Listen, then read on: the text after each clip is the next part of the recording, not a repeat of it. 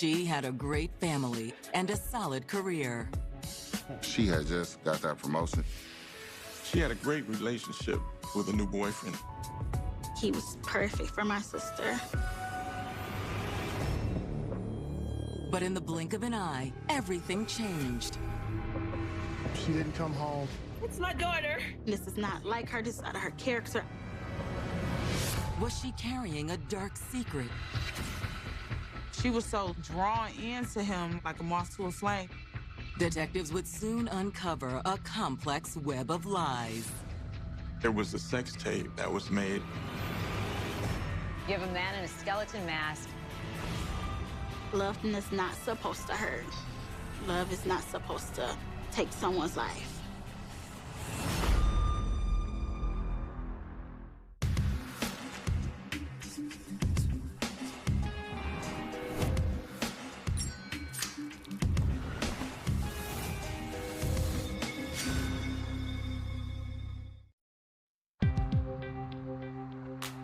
December 14th, 2015.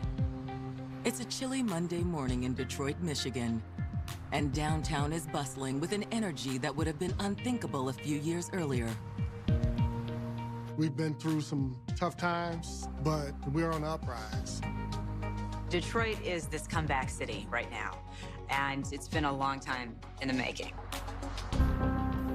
While many are out on their morning commute, a sanitation worker in the Brightmoor area is making his rounds. This area is a residential area. It just consists of homes, single-family homes. Some vacant dwellings and vacant lots. In front of one of these vacant houses, the sanitation worker comes across an oddly placed garbage container. As the worker attempts to roll the can, he notices it is unusually heavy. It was obvious someone had put something more than just household garbage in there. When the worker lifts the lid, he's met with a terrifying sight. There is the body of a deceased female. The worker immediately runs back to his truck to call 911. That call comes into me. I alert my team, and we then head out to the location. When detectives arrive to examine the body, there is little evidence to suggest just how the victim died. There was no obvious signs of trauma at the time, but we believe we were investigating a homicide. She obviously did not place herself inside a trash bin. Who was this woman? Detectives believe they know the answer. Police had spent the last 3 days searching for a woman named Kajavia Globe. But no one had heard from her. Is this Kajavia Globe? And if so, what led to her tragic death? 24-year-old Kajavia Globe was part of a tight-knit family of strong women. Kajavia was the big sister. You know, she looked out for her sister. She was very overprotected over her sister. I needed that as me being a single parent because I didn't have to worry. Kajavia was a mother figure. It's great. We did everything together. Couldn't have tear us apart. She was my best friend. You could confide into Kajavia about anything. With the support of her family, Kajavia was thriving in her professional life. She was working at a telemarketing firm and had just been promoted to project manager. She was a leader over there. So anyone coming to her, she would teach them the software and everything. So she was really excited about it. She wasn't going to let anything or anyone prevent her from achieving the goals that she had. She always wanted to reach for the stars. She was like, oh, I'm going to grow with this company. I'm going to advance to the fullest. Focused on her successful career, Kajavia wasn't looking for love, but couldn't deny the chemistry she had with coworker, 37-year-old John Black. She was a guy magnet. She was popping, fly. They will always go out on dates. He always took her to nice places, and she just was like, he treats me like a queen. Why are you so good to me? Because you deserve it. After a 6-week romance, the couple had become inseparable, and John asked Kajavia to move in. He was treating her well. She always talked about him. She was just happy, full of joy. However, on the night of December 11th, 2015, Kajavia's sister receives a distressing phone call from John Black. I had just walked in the house from having dinner. Hello? Hello, Adriana? Yeah, it's John. Is Xavier with you? No, she's not. Why? He said she didn't make it home. She's supposed to be here hours ago. She's not answering her phone? No, that's why I'm calling you. She's supposed to be It's here like unlike hours her ago. to not call or to be, answering the phone. Well, look, please give me a call once you talk to her. Will do. Several hours pass, and there is still no word from Kajavia. It's completely out of character for her to just go missing. I'm calling her phone, her sister's calling her phone, everyone is calling her phone. The following morning, there is still no sign of Kajavia, and her family becomes increasingly alarmed. We waited till the sun rose, and we went to the police station. I was sitting at my desk, and a lady and her children come in. She was very frantic, and she was upset. Hi, I can help you. It's my daughter. I can't find her. Okay, how long has she been missing? Since last night. With adults, if you hadn't been missing for a certain period of time, then in some cases we don't take the missing report. Generally speaking, when someone goes missing, police tend to think this could be voluntary, especially if it's an adult. But is this one of those cases? There has to be something you can do. As she spoke to me, I just had this overwhelming sensation, that it's something more to this. 2 days pass, and Kajavia is still missing. That is, until police respond to a 911 call and find a deceased woman matching her description. My heart sank because I had to make that call. Hello, Ms. Globe. Yeah, this is Sergeant Ball. When we received the phone call, and that was it, they found Kajavia's body.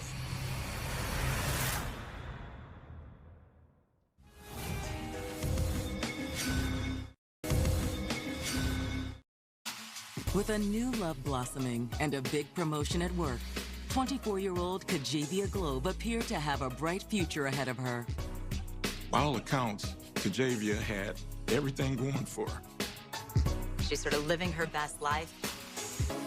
But on December 14th, 2015, 2 days after Kajavia was reported missing, her family is devastated to learn that her body has been recovered. Kajavia's boyfriend, John Black, had called her sister on Friday the 11th and said that she hadn't come home from work. The family's been through hell. There was no explanation as to why she would suddenly take off, and then suddenly there's a body that's been found. Now, with her body identified, homicide detectives must piece together what happened to Kajavia Globe and why.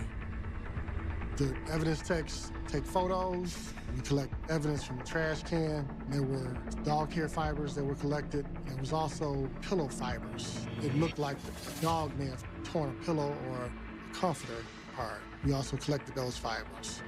The can had been found in front of a clearly abandoned house. They also checked the vacant house. The vacant house was boarded up, and they could see that no one had entered that house. We conducted a canvass and spoke to the neighbors, asked what they may have saw or heard. Unfortunately, detectives are unable to find any witnesses. Their hope now is that Kajavia's body might provide the answers they need. Kajavia's body was transported to the medical examiner to see if they could determine a cause of death. While they wait for the forensic evidence to be processed, their next step is to talk to Kajavia's grieving family, with a hope they might help generate some leads. Was she having any trouble with anyone, maybe at work? They had a surprise party for a promotion at work. And the day of her disappearance, she didn't appear to have any problems or anything like that at her job. Well, how are things with her boyfriend? Any problem? John Black? Not that I noticed.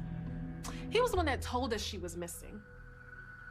John was calling us, trying to find out where was Kajavia at. She was supposed to be here hours ago. he was very adamant on trying to find Kajavia. When a woman goes missing, those closest are immediately suspects. The current husband or boyfriend or whomever that happens to be. I thought that John had something to do with my sister's murder due to the fact that that was the man that was around her at the time. Anybody else we should look at?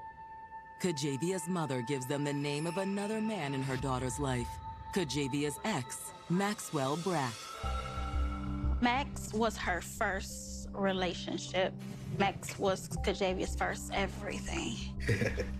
When I initially met Max, it was a good vibe. He was a good guy. Yes, I like that one. Yeah. He made my sister happy, and my sister was always there for him. You love me, right? You know I do. You don't lie for me. But Kajavia's family says that despite their relationship being strong, Max started showing a darker side that landed him in prison in 2011. Maxwell was sentenced for 2 years on a gun charge. And once he was released, their relationship changed between him and Kajavia. Her sister came to me and was expressing her feelings that she didn't like how Max talked to her sister. He would demean her. He would talk to her like he was the dad instead of the boyfriend. According to Kajavia's family, eventually the abuse allegedly became physical, and Kajavia had had enough. Kajavia had finally left Max because she got tired of the fighting, the arguing, and she finally said, "Mom, I'm gonna leave him." And she left him. Once that breakup happened, that's when they kind of went their separate ways. And then she met John. She was just happy, full of joy. Kajavia's mother says she had reached out to Max to find out if he'd seen Kajavia while she was still missing. Just because they did have history. I called Max, and Max was like, he haven't seen her. Detectives now have two possible suspects, the ex-boyfriend and the new boyfriend. Now we're looking at two individuals who may have acted or may have been involved in her death. We'll be in touch. Detectives assure Kajavia's family they'll find her killer and make interviewing the two men in Kajavia's life their top priority. We started conducting our interviews, and we went out and spoke to John Black.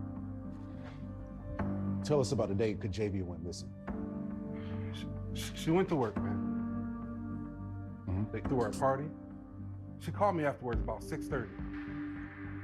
Said she had to run a few errands, but she never came home after that. Any problems between you two? No, man, I thought everything was good. Till I seen that video. Video? What video?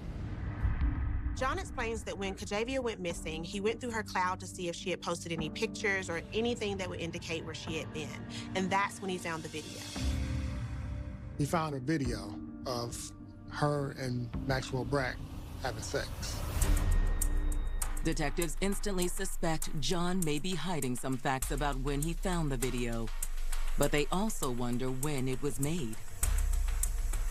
So you found this around the time she was missing? Yes. So she was cheating on you? John Black provided us with that information that he suspected Kajavia was still sleeping with Maxwell Brack. See that tattoo? Detectives consider the possibility of a love triangle turned deadly, and that they may be face to face with Kajavia's killer. Jealousy can be a powerful motive. With Kajavia being involved with both guys, maybe one of them let their jealousy get the best of them.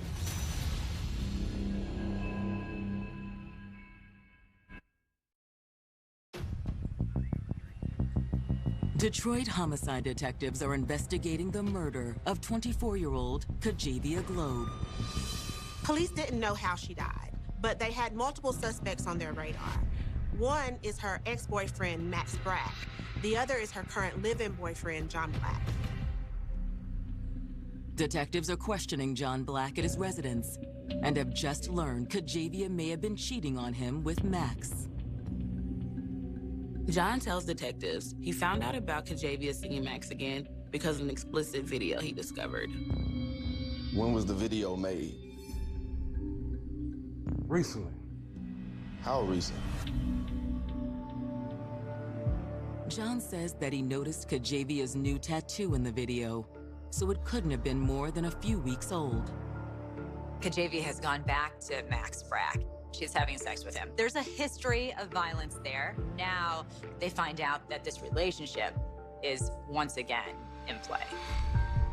Detectives believe the video of Kajavia and Max surfacing so close to her death is not just a coincidence. John said he found it while trying to help locate Kajavia when she was missing. But police have their doubts. We thought maybe he was upset by that. Detectives suggest perhaps John had flown into a jealous rage and killed Kajavia. But John claims that's simply not true. Listen, I understand I got mad about the video. I love Kajavia. I would do anything for that woman. I seen us having kids. I seen us getting married. I loved her, man. Detectives ask John if he has an alibi for the night Kajavia disappeared. I was here, man, calling all of her family, trying to figure out exactly where she was, but she never showed up. John was the one that called Kajavia's family, but his alibi is still flimsy. Detectives end their interview with John Black, but he's not cleared from their suspect list just yet.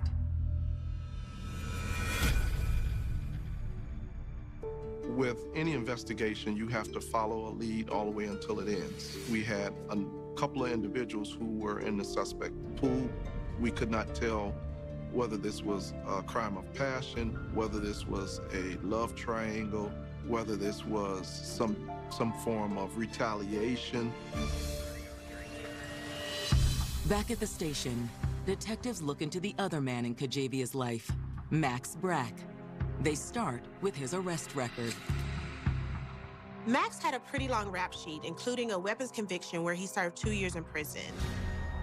We learned from Maxwell's criminal history that he had convictions for domestic violence and assault, which kind of piqued our interest. From what we understood, this person was a violent person. If Max was as dangerous as his record suggests, why would Kajavia keep seeing him? She would say she wasn't talking to him anymore. She was done with him, but he will always find a way to pull her back in. You love me, right? You know I do. He knew what to say. He knew what buttons to push to get her to reach back out to him. After multiple attempts to find Kajavia's ex turn up empty-handed, detectives decide to put a bolo out for Max Brack. Detectives need to talk to Max and find out what he knows. His name is coming up way too much. In order to find out who killed Kajavia, detectives need to determine where she was the night of December 11th.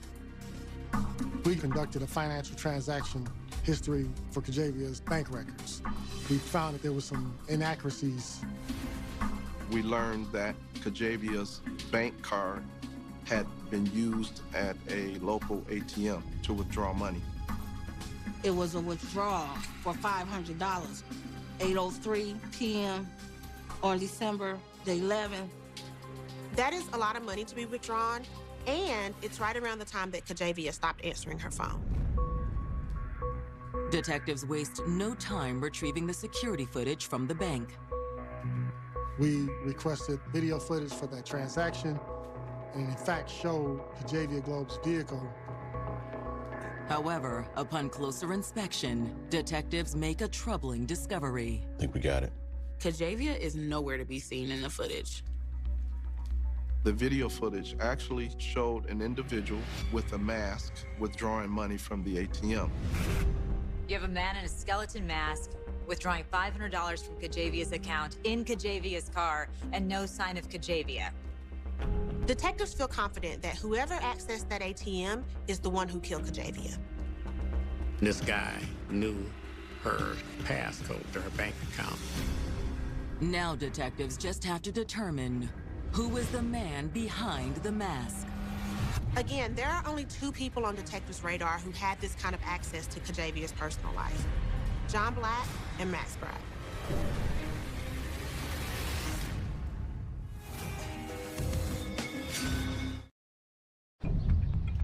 Detectives investigating the murder of Kajavia Globe have uncovered a startling piece of evidence. Police recover surveillance video showing a man wearing a skeleton mask, withdrawing $500 from Kajavia's account, and even driving her car. Police assume that whoever was wearing the mask was most likely the one responsible for her death. Detectives have their suspect list narrowed down to two men, Maxwell Brack and John Black. Detectives have spoken to Kajavia's current boyfriend, John Black, but now they need to speak with Max Brack. While police have yet to locate Max Brack, they are able to locate Kajavia's vehicle. It was seen down in our Brightmoor area in the west side of Detroit.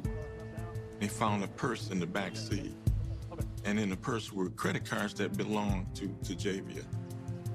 We had learned that Kajavia had recently been promoted at her job, and when her vehicle was found, there were balloons inside.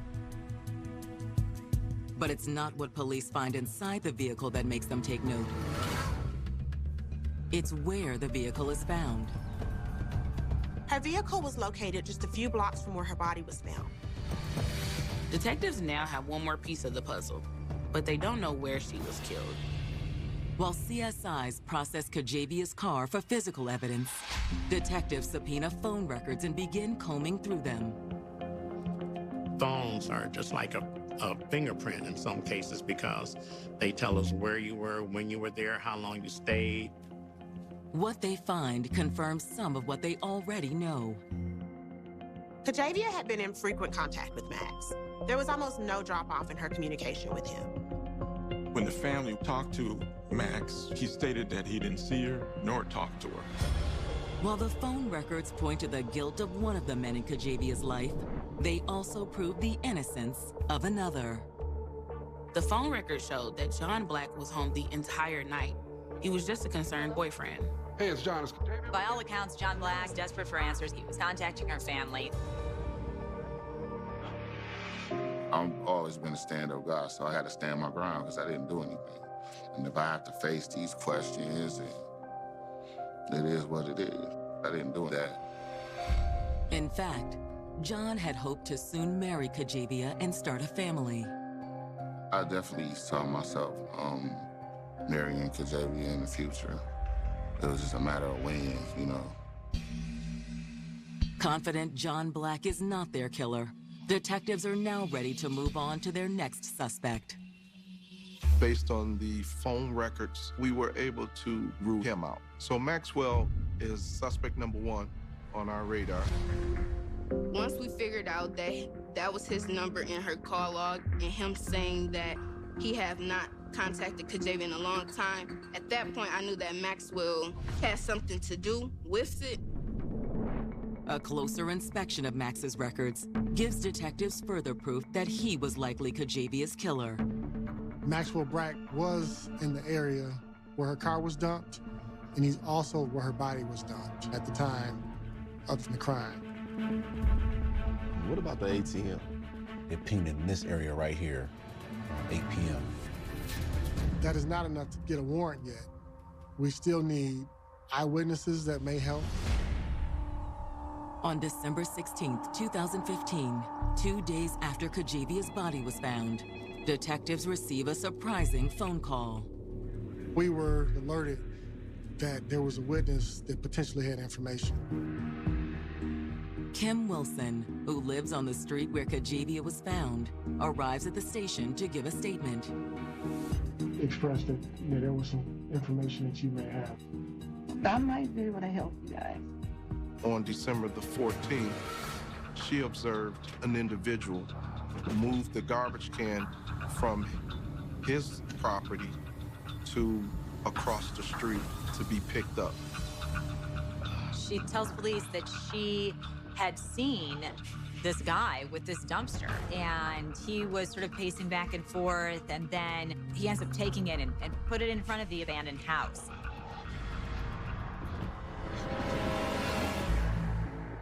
What was it that drew your attention? Well, it was this guy taking this garbage can across to a vacant house, but he kept going back and forth. The person who had moved the trash bin to the street and was standing around, and then also moved the trash can to the rear of the vacant home. She gave us a description and where he lived. You recognize him if you saw a picture of him? I might be able to. Detectives pulled photographs of some random men matching the description she gave, as well as a file photo for Max Brack. All right. So what we're gonna do is I'm gonna just show you a group of pictures. Okay. And you just go through them, take as much time as you need, but if you recognize the person, just let me know, all right? And she positively identified Maxwell Brack as the person who had moved the trash can where she was found. Thanks to Kim Wilson's statement, detectives now have enough evidence to arrest Maxwell Brack. She was very helpful and instrumental in getting the warrant signed for Maxwell Brack. They run the address given by Kim Wilson, but Max Brack is not listed as a resident. The home belongs to a woman named Cheryl Wolford. So now detectives have a new name in the mix. Who is this woman, and what is her connection to Max? Detectives immediately head to the house, prepared to take Max into custody. But when they arrive, there's no sign of him. Can I help you? Hello, ma'am. We have a warrant for Maxwell Brack. Is he here? No. Is this about Kajavia? Can we come in?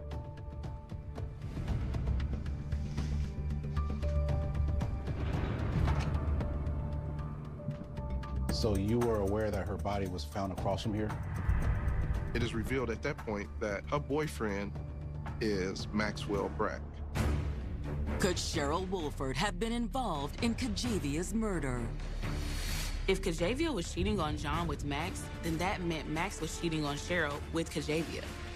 At this point, she's a possible suspect.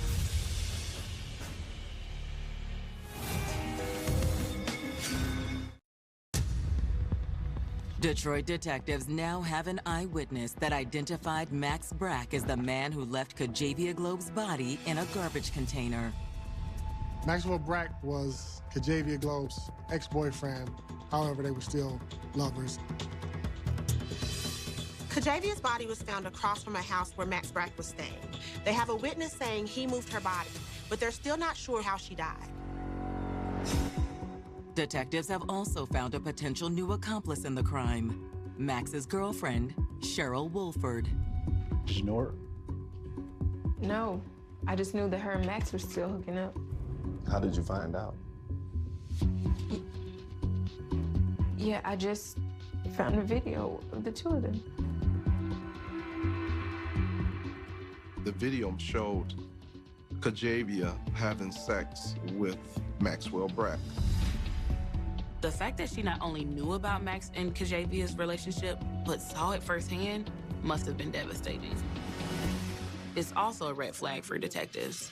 We believe that she may have been slighted by that and upset. And due to the proximity of where her body was found and she lived there, she was obviously a suspect to us. Were you involved in this? No. I was at work that night. Here's my card. You can check with my supervisor. And what about Max? Think he's able to do something like this?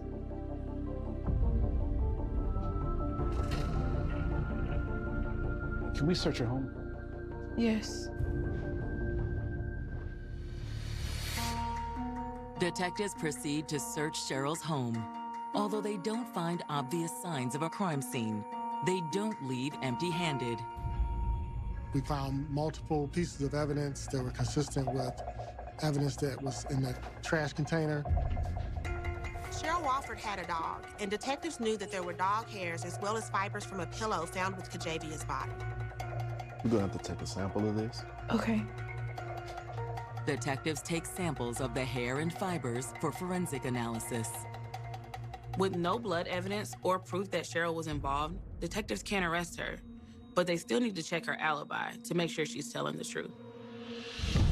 Upon returning to the station, detectives are met with surprising news. Max Brack has been apprehended. Maxwell Brack did not come in voluntarily. Our headquarters surveillance tracked him out in Jackson, Michigan, and he was arrested. Kajavia's family is relieved to hear the news as well. They told me that we got him, Miss Globe. We have Max. And I was just start thanking God. He was returned back to our Detroit detention center, at which point myself and Detective Crosby conducted an interview of Mr. Brack. When detectives sit down with Max, he doesn't appear to be concerned that he is at the center of a homicide investigation. He's a guy that loves to hear himself talk. He's clearly a narcissist. He's boasting about how he's used this woman for that, uses that woman for this. He pretty much kind of painted himself a womanizer. We know you're still involved with Kajavia Globe. We have a witness who saw you move the body. We tracked your phone. So why'd you kill her? Got bad intel, man. Why would I kill her if I'm still hooking up with her? He denied. And in most of those denials, our evidence refuted almost everything that he said. He played a victim role during that interview. I don't know what y'all think happened, but I ain't do it. And I ain't saying nothing else until I speak to my lawyer. Detectives conclude their interview and send Max back to holding. He hired a lawyer, and his lawyer stated that he was not going to provide a statement. So we continued on with our investigation and building our case. After their interview with Max, detectives follow up on Cheryl Wolford's alibi for the night of the murder. She stated that she was at work that night and didn't get home until well after detectives believed Kajavia was killed. We confirmed the information that she provided, and that's how we were able to clear her. With another suspect cleared, and without a strong motive or cause of death, detectives feel the pressure to build their case against Max. This was the only time that I have been involved with a homicide investigation where the cause of death has been unknown. However, when the lab results come in for the items found at Cheryl Wolford's home, detectives believe they now have enough evidence to file murder charges. We found multiple pieces of evidence that were consistent with evidence that was in the trash container. We sent all of that evidence off to our lab, which it was confirmed that those items were a match, even the dog hair. Detectives submit their case to the prosecutor's office.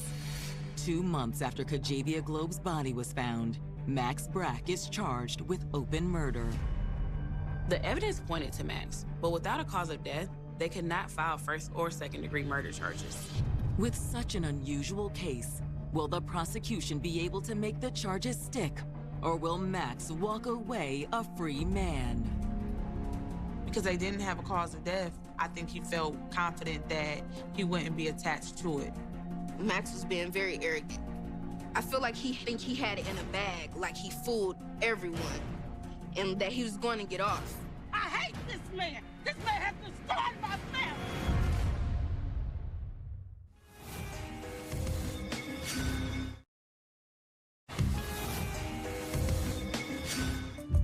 I feel like Kajavia stayed with Max because her heart was so forgiving.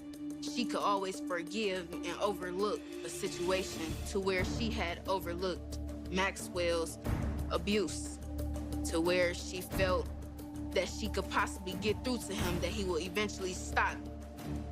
But it never stopped, and it took her to her death.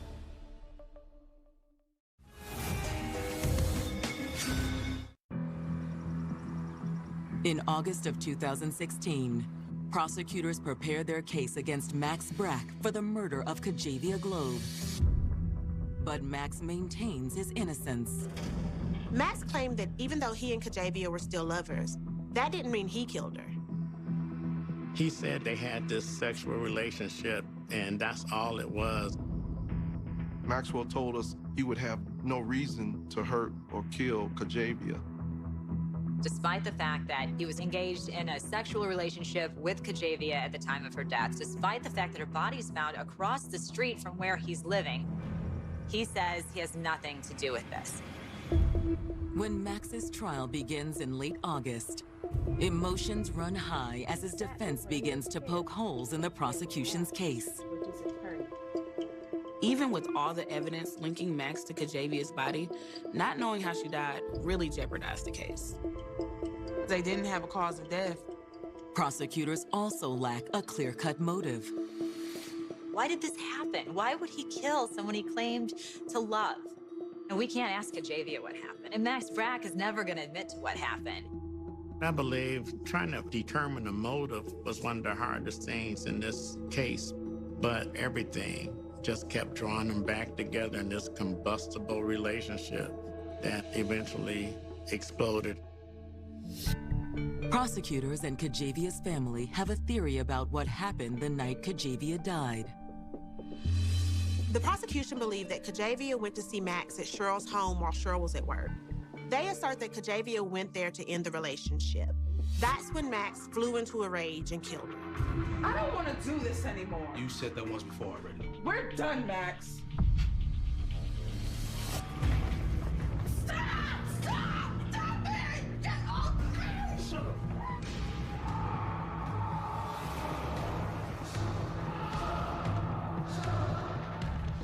He knew that he couldn't control her. He couldn't get her to just pull up whenever he said he needed something. She wasn't at his beck and call no more.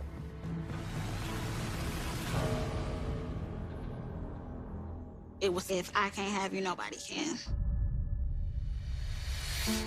Despite the holes in the prosecution's case, Max's demeanor in court may have done the most damage to his defense. When he walked into the courtroom, he kind of was just arrogant. He had this look on his face like he knew that he was innocent and he didn't have anything to do with it. He honestly thought that he was clear. On August 31st of 2016, the jury returns their verdict. In an open murder trial, the jury can convict on a charge that fits the evidence presented. In this case, there wasn't enough for first degree, but second-degree murder still carries substantial prison time. They found Max guilty of second-degree murder. It's the news Kajavia Globe's family has been waiting for. I was a sigh of relief. We are going to get justice for my sister. At sentencing, the presiding judge makes sure Kajavia's family gets exactly that. The judge gave him 70 years to 100 years behind bars. He basically showed no emotion, and I believe that played a big role in why he was found guilty by the jury. And also, during the sentencing, he chuckled at the judge's sentencing. And the last 10 years of that 70-year sentence, that's for the smile. That was very powerful to see him just kind of laugh it off. He will be there for the rest of his life. It's just a sad situation. Both lives are done. It's like he's gonna sit in prison the rest of his life. That's not a life. Before Max is taken away, Kajavia's mother makes a powerful statement to the court. He knew I didn't like him. When he put my baby in that dumpster, that was something to me, because I always told him in his face he was trash. I hate this man. This man has destroyed my family. This man has took something from me that he can never give it back. Never. It was me and my 4 daughters. You know? And we don't have that in our life no more. I still have a broken heart, and I never will learn how to cope with this, because this is something that eats at me all the time. Maybe one day he can say and own up to it that he did do that, but I don't really want to hear his answer, because inevitably he still took a life for whatever selfish reason you wanted to do that for. You never get closure. You just had to learn to live, to deal with it.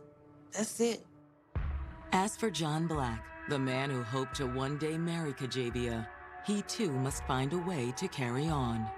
I gotta put the pieces back together. But it's not really about me in this situation. It's more about her family. However, even in their grief, Kajavia's family hopes that her story will save others from the same tragic fate. No one should belittle you. No one should make you feel less than them. And if you're going through it, get away, get out. Leave and don't look back. Because somebody loves you, they're not going to hurt you. They're going to protect you. Period.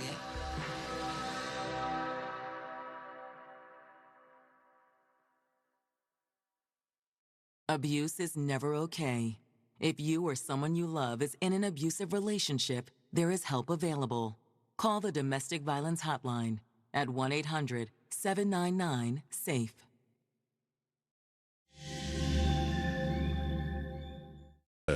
Had given him a trial catering gig for a small corporate luncheon. He poured all his passion and creativity into it, crafting a menu that blended classic French techniques with a fresh, Californian sensibility. The feedback was overwhelmingly positive, leading to more opportunities and a small but steady income stream.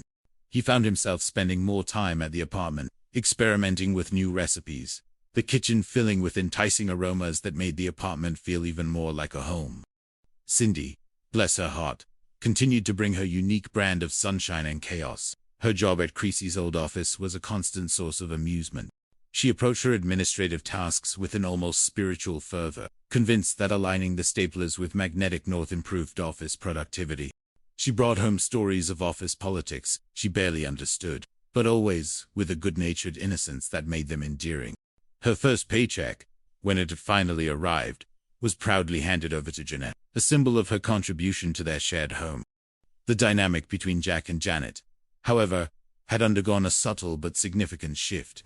The spontaneous hug after the eviction scare, the lingering touch, the shared look of triumph. These moments had left an indelible mark.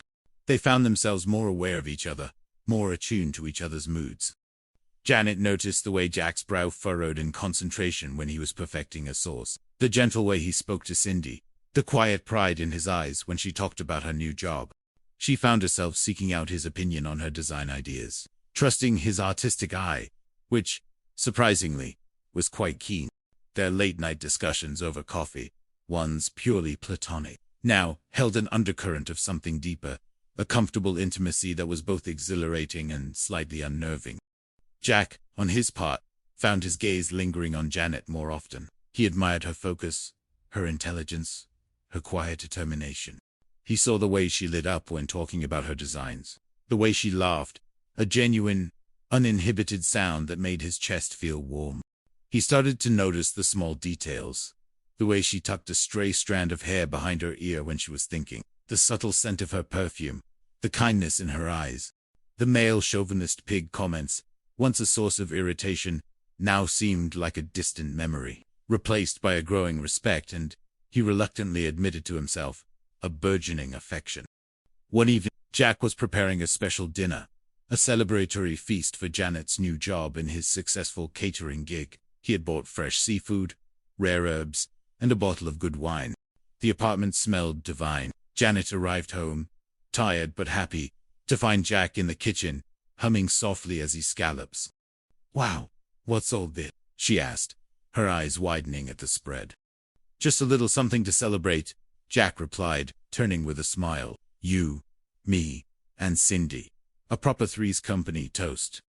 Cindy, who had been meticulously arranging her crystals on the dining table, clapped her hands. "Oh, a feast!" My aura is tingling with anticipation. As they sat down to dinner, the conversation flowed easily. They talked about their day, their plans, their hopes for the future. Jack found himself watching Janet across the table, the candlelight reflecting in her eyes, making them sparkle. He realized, with a sudden, startling clarity, that he was falling for her. Not just as a friend or a roommate, but as something more, something profound and terrifying. Janet, catching his gaze, felt a blush creep up her neck. She quickly looked away, her heart doing a strange flutter. This was new. This was different. This was dangerous. Later that night, after Cindy had retired to her room, humming a lullaby to her crystals, Jack and Janet were left alone in the living room, clearing the table. The comfortable silence was suddenly charged with unspoken emotions. "That was truly wonderful, Jack," Janet said, picking up a plate. "You're an incredible chef." "Thanks, Jan," he replied, taking the plate from her, their fingers brushing. A small electric shock seemed to pass between them. He cleared his throat. "You know, seeing you so happy with your new job, it's really something." Janet looked at him, her eyes soft. "And seeing you so passionate about your cooking, it's inspiring." She hesitated. "Jack, about what you said the other day, putting my dreams first.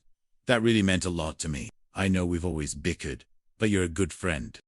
Jack looked into her eyes, wanting to say so much more, wanting to confess the swirling feelings in his heart, but the words caught in his throat. They were roommates. They were friends. They had an unspoken agreement, a delicate balance. To upset that balance, it was a risk he wasn't sure he was ready to take. Not yet. "You too, Jan," he managed, his voice a little rougher than he intended. "You too." The moment passed, leaving a lingering tension, a silent question hanging in the air. As they finished tidying up, they maintained a careful distance, both acutely aware of the unspoken feelings that now simmered beneath the surface of their friendship. The apartment was safe, their lives were stabilizing, but their hearts, it seemed, were just beginning their own complicated dance. The Three's Company dynamic was still very much in play, but the unspoken truth between two of its members was growing harder and harder to ignore. Chapter 9. Larry's Interventions and Lingering Doubts. The weeks that followed settled into a comfortable routine, but beneath the surface, the unspoken tension between Jack and Janet continued to simmer. Their friendship, once so straightforward, was now laced with a new awareness, a subtle longing that neither dared to acknowledge. Larry Dallas, their perpetually observant, if often misguided, upstairs neighbor, was, of course, the first to notice. Larry, whose own relationship with Jennifer had settled into a surprisingly stable, albeit still financially precarious, partnership, often dropped by, ostensibly for coffee or to borrow a tool, but usually to offer his unsolicited wisdom. One afternoon, he found Jack meticulously polishing a set of copper pots in the kitchen, a thoughtful frown on his face. Janet was out at work, and Cindy was at her office, probably trying to convince her boss that a crystal grid would improve data flow. "Hey, Jackie," Larry drawled, leaning against the doorframe. "You're spending a lot of time in here lately. What's up? Trying to cook your way to a Michelin star?" Jack sighed, not looking up, just enjoying the quiet. "Larry, I'm preparing for a new catering gig. Eleanor Albright is giving me more work." "Eleanor Albright, huh? The big shot designer," Larry whistled. "Looks like you're moving up in the world, chef boy, but that's not what I'm talking about." Jack finally looked at him, an eyebrow raised. "What are you talking about, Larry?" Larry pushed off the doorframe, walking closer. "You and Janet. Something's different. There's a vibe." He wiggled his fingers in the air, a romantic vibe. Jack nearly dropped a pot. "Janet and I are just friends. Roommates. We've been through a lot together, that's all." Unhung Larry said, a knowing smirk on his face. "That's what they all say. But I see the way you look at her, Jackie, like she's a perfectly cooked you're just dying to devour." Jack's face flushed. "Larry. And she looks at you too. You know," Larry continued, unfazed. "Like you're I don't know, a perfectly arranged floral centerpiece. She just wants to arrange even more perfectly." Jack threw his hands up. "You're crazy, Larry. We're just us. We've always been like this." "No, you haven't," Larry insisted. "Before, it was all bickering and banter, like an old married couple. Now, it's softer, like you're both walking on eggshells around each other, afraid to break the romantic tension." Jack turned back to his pots, polishing them with unnecessary vigor. Larry's words, as annoying as they were, struck a nerve. He was walking on eggshells. He was afraid of ruining their friendship, afraid of the unknown, afraid of rejection. "Look, Lara, just drop it." "Okay," Jack said, his voice tight. Larry shrugged, sensing Jack's discomfort. All right. Just saying. You two would make a cute couple, you know. Think of the tax breaks, and imagine the arguments over who gets to pick the couch cushions. Classic romance novel stuff. He winked and sauntered off, leaving Jack to ponder his words. Later that week, Janet found herself in a similar conversation with Larry. She was watering her plants on the balcony, enjoying the cool ocean breeze. "Hey, Jan," Larry called out from his own balcony, a mischievous grin on his face. "How's the design diva doing?" "Fine, Larry," she replied, a small smile on her face. "Busy, happy, and not looking for your relationship advice today." "Oh, come on, Jan. You know you love it," Larry chuckled. "So, how's it going with Bill?" Janet frowned. "Bill and I broke up, Larry, weeks ago. You know that." The breakup had been amicable, a mutual realization that they were simply too different. Bill, it turned out, was more interested in stability and predictability, while Janet craved creativity and passion. "Oh, right. My bad," Larry said, though a knowing glint was in his eye.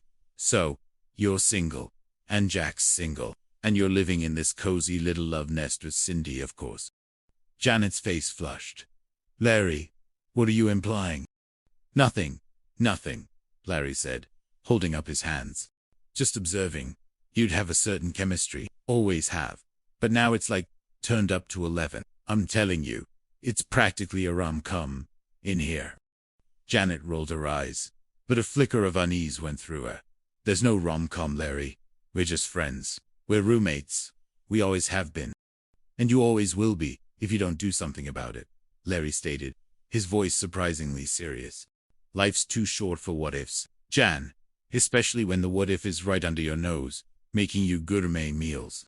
He winked, then retreated back into his apartment, leaving Janet to ponder his words.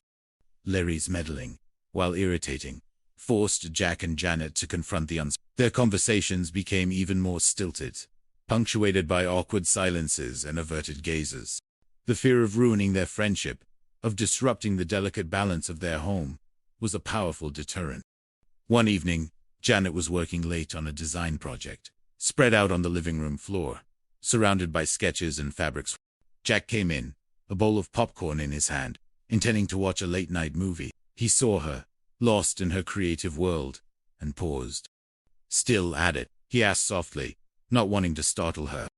Janet looked up, pushing a stray strand of hair from her face. "Almost done. Just trying to get this color palette right." She held up a swatch of deep emerald green next to a shimmering gold. "What do you think? Too much?" Jack sat down beside her, carefully placing the popcorn bowl between them. He leaned in, studying the colors. "No, I like it. The green is rich, but the gold gives it a lift. It's bold, but elegant, like you." Janet's breath hitched. She looked at him, surprised by the compliment, by the warmth in his eyes. The air between them thickened, charged with unspoken words. His gaze was intense, unwavering, and for a moment, she felt completely seen. "Jack," she began, her voice a whisper. He leaned a little closer, his hand reaching out, almost touching hers. "Janet." The moment stretched, pregnant with possibility, with the promise of a confession, a breakthrough. But then, a loud, cheerful voice broke the spell. "I'm home, and I brought snacks. My boss gave me extra fortune cookies." Cindy burst into the apartment, a bag clutched in her hand, her usual whirlwind energy disrupting the delicate atmosphere. Jack and Janet sprang apart, a sudden, awkward distance between them. Jack quickly picked up the popcorn bowl, pretending to be deeply engrossed in a kernel. Janet cleared her throat, gathering her sketches with a forced nod. Cindy, oblivious, skipped into the living room. "Oh, good. You're both here.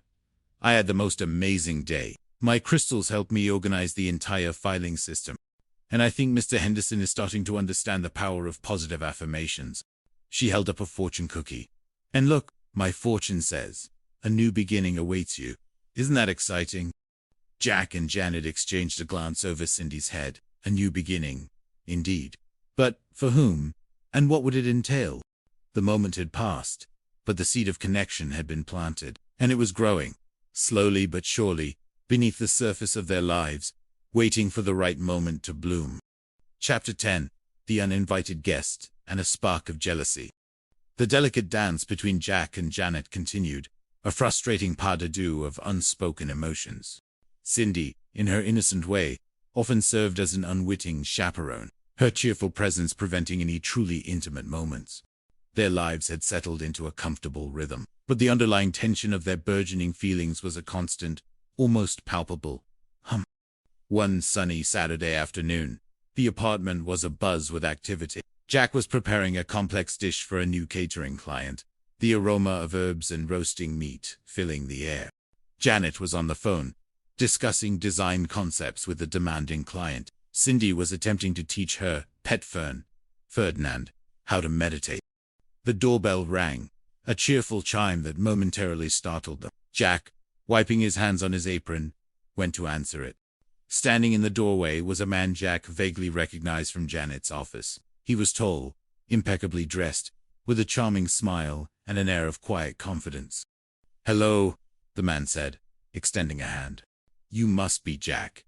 I'm Mark Harrison, Janet's colleague from Sterling & Albright. She mentioned she'd be working from home today, and I was in the neighborhood. Thought I'd drop by to discuss a project." Jack's smile felt forced as he shook Mark's hand. "Oh, sure. Come on in." He felt an immediate, inexplicable prickle of irritation. Mark was handsome, sophisticated, and clearly interested in Janet. Janet, hearing the voices, emerged from her room. Still on the phone, her eyes widened in surprise when she saw Mark. "Oh, hi, I'll call you back, Ms. Davies." She quickly ended the call, a blush rising on her cheeks. "What a surprise. I wasn't expecting you."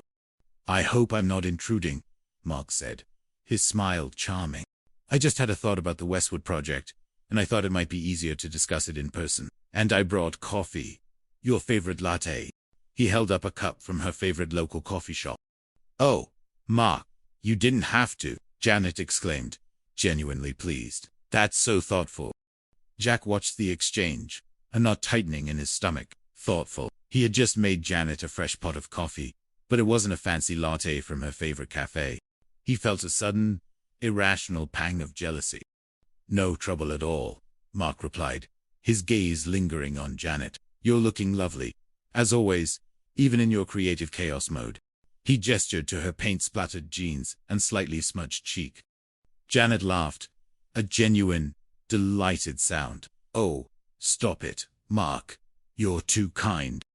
Jack felt a wave of annoyance. Too kind? He's practically flirting with her in our living room. He cleared his throat loudly. "So, Mark, can I get you anything? Water? A freshly baked scone?" Mark turned to Jack, his smile polite but cool. "No, thank you, Jack. I'm fine." "Janet, perhaps we could take a look at those preliminary sketches. I have a few ideas I'd like to bounce off you." "Of course," Janet said, leading him to the dining table, which was currently covered in her design materials. As they bent their heads together over the sketches, discussing angles and textures, Jack found himself unable to concentrate on his cooking. He kept glancing at them, at Mark's hand occasionally brushing Janet's as he pointed to a detail, at Janet's bright, engaged expression. He had never seen her look quite so animated with anyone else. Cindy, sensing the shift in atmosphere, paused her fern meditation. She looked from Jack's tense shoulders to Janet and Mark, then back to Jack, her brow furrowed in confusion. "Is something wrong, Jack?" Urawara feels agitated. "I'm fine, Cindy," Jack grumbled, stirring a pot with more force than necessary. Just a little creative tension in the kitchen. Mark and Janet's discussion continued for what felt like an eternity. They talked about work, about art, about their shared interests in obscure architectural styles. Jack felt increasingly like an outsider, a mere backdrop to their intellectual flirtation. He found himself imagining punching Mark, a ridiculous and utterly un-Jack-like thought. Finally, after an hour, Mark stood up. "Well, Janet, this has been incredibly productive. Thank you for your time. And for the coffee." He gave her another charming smile. "Perhaps we could continue this discussion over dinner sometime next week. My treat." Janet hesitated, glancing at Jack, who was now glaring intently at a carrot. "Oh, that's very kind of you. Mark, I'll have to check my schedule." "Great," Mark said, clearly taking that as a yes. "I'll call you. It was a pleasure meeting you, Jack, and Cindy." He gave a polite nod to Cindy, who was now attempting to teach Ferdinand the downward dog pose. As Mark left, a palpable silence descended upon the apartment. Janet turned to Jack, a slight frown on her face. "Jack, is everything all right? You seem quiet." Jack slammed his cutting board down. "Quiet? I'm fine, Janet. Just trying to cook dinner, while your charming colleague tries to whisk you away on a date in our living room." Janet stared at him, surprised by his outburst. "He was just discussing work, Jack, and he offered to take me to dinner, not whisk me away." "What is wrong with you?" "What's wrong with me?" Jack retorted, his voice rising. "What's wrong with you? Letting him parade in here, flirting with you, bringing you fancy lattes, when we're trying to run a home here." "He was just being friendly," Janet insisted, her own anger starting to flare. "And what does it matter to you anyway? Jack, you're just my roommate."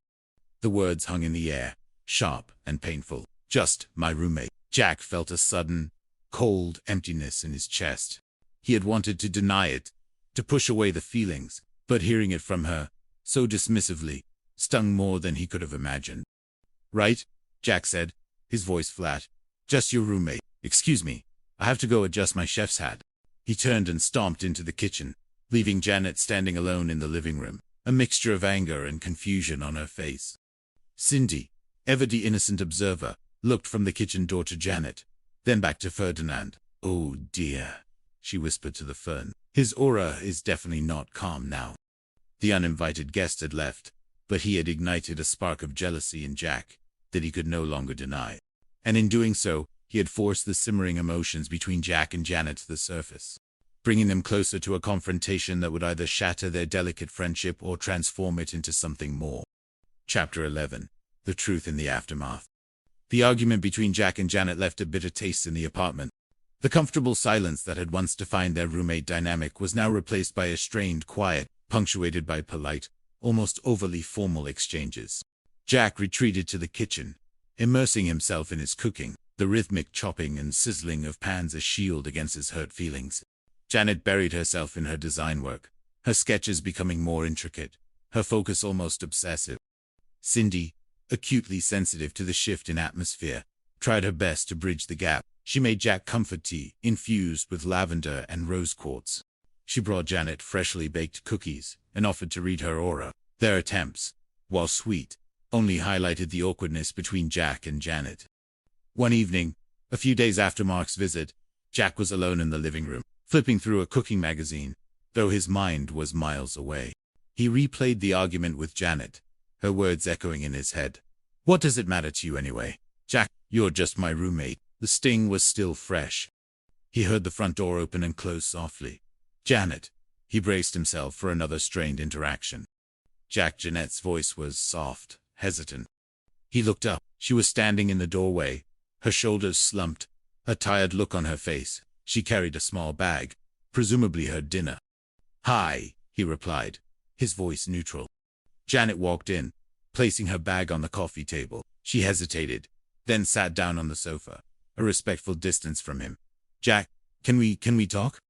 He closed his magazine, placing it carefully on the table. "I suppose so. Look, I owe you an apology," she began, her gaze fixed on her hands. "I shouldn't have said what I did. I was angry, and I lashed out. You're more than just my roommate, Jack. You're my best friend, and you're important to me." Jack felt a flicker of warmth in his chest, a small easing of the tension he'd been carrying. "And you're important to me too, Jan," he admitted, his voice softer now. That's why Mark's visit bothered me so much." Janet looked up, her eyes wide. "Bothered you? Why?" He took a deep breath, knowing this was it, the moment of truth, the risk. Because I don't want you to go out with him." "Janet." She stared at him, a mixture of surprise and confusion on her face. "Why not? He's a nice guy. He's smart, successful, charming." "Because I don't want you to go out with anyone else," Jack interrupted, the words tumbling out before he could stop them. He stood up, walking towards her, his gaze intense. "Because I think I'm falling in love with you, Janet." The confession hung in the air, heavy and fragile. Janet's breath hitched. Her eyes, wide and disbelieving, met his. The apartment, usually so full of noise and life, was utterly silent. "Jack," she whispered, her voice barely audible. He reached out, taking her hands in his. They were cold, trembling slightly. I know this is probably crazy. We're roommates. We've always been friends. But lately it's been different. Every time you laugh, every time you talk about your designs, every time I see you, I feel something. Something more than friendship. I see the way you look at me sometimes, and I wonder, am I completely crazy? Janet pulled her hands away. Slowly, carefully, she stood up, turning her back to him, walking to the window. She gazed out at the city lights, her mind reeling. Jack, in love with her. It was a thought that had, perhaps, flickered at the edges of her consciousness, a forbidden possibility she had always pushed away. The idea of them, Jack and Janet, as anything more than friends, felt like a seismic shift, a complete reordering of her world. Janet, say something, Jack pleaded, his heart pounding. Anything. She turned, her face a mixture of fear and something else. Something Jack couldn't quite decipher. I don't know what to say, Jack. This is a lot. I know, he said, his voice softer. I know it's a lot. And I'm sorry if I've made things awkward, but I couldn't keep it in anymore. Not after seeing you with Mark. He ran a hand through his hair, a gesture of nervous frustration. I was so jealous, Jan. So ridiculously, stupidly jealous. Janet looked at him, and a small, hesitant smile touched her lips. Jealous. Yeah, jealous, he admitted, a sheepish grin on his face, like a big, dumb, oinking pig. Janet chuckled, a soft, nervous sound. The familiar banter, even in this heightened moment, was a small comfort. You're not a pig, Jack, she said softly, just a very surprising chef. She walked back to him, slowly, her eyes searching his. I always thought we were just friends. Good friends. The best of friends. We are, Jack said, his voice earnest. But can't we be more? Can't we explore what this feeling is? Janet looked into his eyes, seeing the vulnerability, the genuine emotion, and in that moment, she realized that the feelings weren't entirely one-sided. The way her heart fluttered when he looked at her, the comfort she felt in his presence, the quiet longing she sometimes experienced when he was with other women. It all made sense now. She had been afraid to acknowledge it, afraid to jeopardize their friendship, afraid of the unknown. She reached out, gently touching his arm. Jack, I don't know. He took her hand, his thumb stroking her skin. Just think about it, Jan. That's all I ask. Don't dismiss it. Don't dismiss us. Janet looked at their intertwined hands, then back at his hopeful, anxious face. The silence stretched again, but this time, it was different. It was no longer filled with tension, but with anticipation. The truth was out, raw and exposed, and now, the real journey was about to begin. The apartment, once a battleground, now felt like a threshold, leading them towards a future neither of them had dared to imagine. Chapter 12. Navigating the Uncharted Territory. The confession hung in the air, between Jack and Janet, a palpable presence that redefined their every interaction. The comfortable ease of their friendship had been replaced by a delicate uncertainty, a cautious exploration of uncharted emotional territory. Cindy, still oblivious to the romantic undercurrents, continued to provide a cheerful, if chaotic, buffer. Janet spent the next few days in a whirlwind of emotions. Jack's confession had blindsided her, yet, in hindsight, it felt almost inevitable. She replayed moments in her mind, his unwavering support during the rent crisis, his genuine pride in her new job, the way he always knew how to make her laugh, even when she was furious. She realized that the comfort she felt with him was far deeper than mere friendship. It was a sense of belonging, a quiet understanding that transcended words. But fear lingered. They were roommates. Their entire dynamic, their very living situation, was built on a foundation of platonic friendship.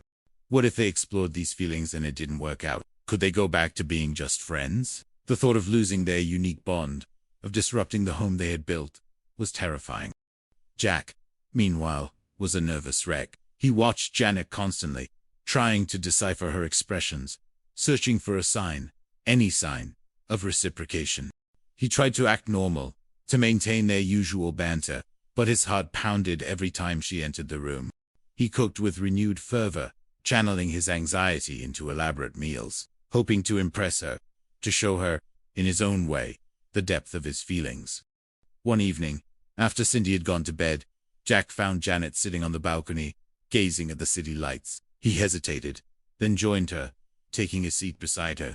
The silence stretched, comfortable yet charged. "Are you still thinking about it?" Jack asked softly, breaking the quiet. Janet sighed, wrapping her arms around herself. "Constantly. It's like my whole world just got real. In a good way, mostly, but it's also scary."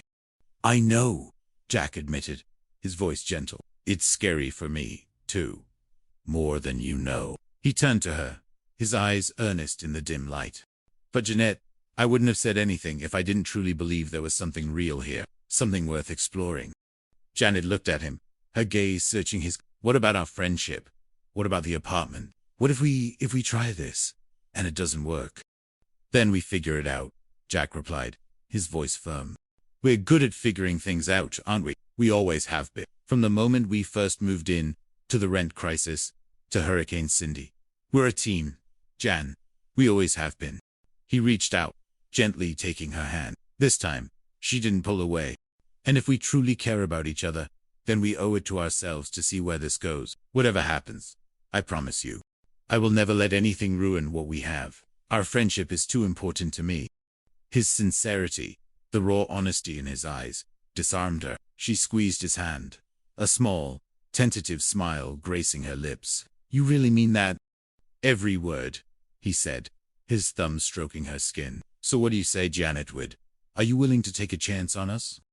Janet looked out at the twinkling lights of the city, then back at Jack. The fear was still there, but it was now overshadowed by a thrilling sense of possibility. She had always valued stability and predictability, but Jack, with his unpredictable charm and surprising depth, had always challenged her to step outside her comfort zone.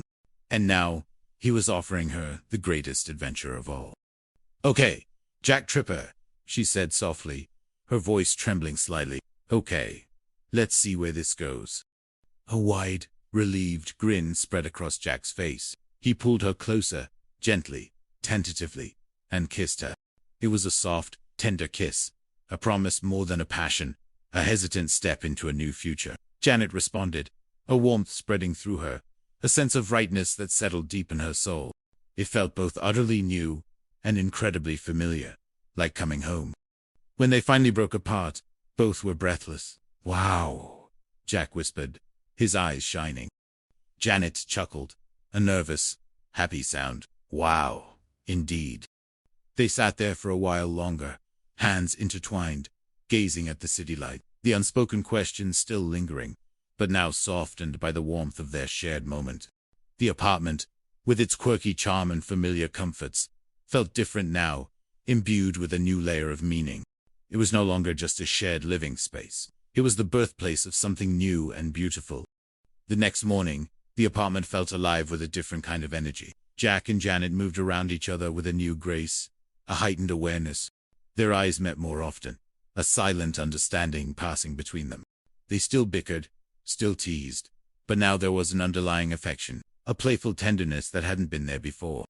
Cindy, of course, noticed nothing. She was too busy trying to teach Ferdinand a fern how to whistle. "He's making progress," she declared, holding the fern to her ear. "I think he just whistled Yankee Doodle." Jack and Janet exchanged a private smile, a shared look that held all the unspoken promises of their new beginning. They were navigating uncharted territory, and it was exhilarating, terrifying, and utterly wonderful. The three's company dynamic was about to get a whole lot more complicated and a whole lot more romantic. Chapter 13. The Secret and the Snoop. Their budding romance, fragile and exhilarating, was a secret they guarded fiercely. Living in close quarters with Cindy meant every stolen glance, every lingering touch, every whispered word had to be carefully concealed. It was a thrilling, clandestine game, adding a layer of excitement to their everyday lives. They developed a system of subtle signals, a shared smile across the breakfast table that meant, "I'm thinking of you." A gentle brush of hands while washing dishes that conveyed, "I can't wait to be alone with you."